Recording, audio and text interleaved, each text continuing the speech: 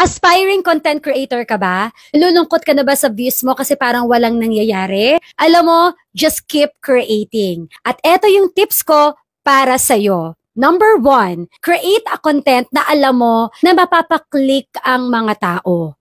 Number 2, mamimili ka lang naman kung anong klaseng content ang gagawin mo. Informative or nakakatawa. So, depende sa'yo kung ano yung image na gusto mong iparating sa mga viewers mo. Number 3, just keep on creating. Isang araw, makaka-jackpot ka din ng content na magugustuhan ng mga viewers mo. Number 4, pag meron ka ng video na na-jackpotan mo na ang dami-daming views at nang dahil sa video na yan ay maraming nag-follow sa'yo, yan na ang gawin mong content palagi. Alam mo kung bakit?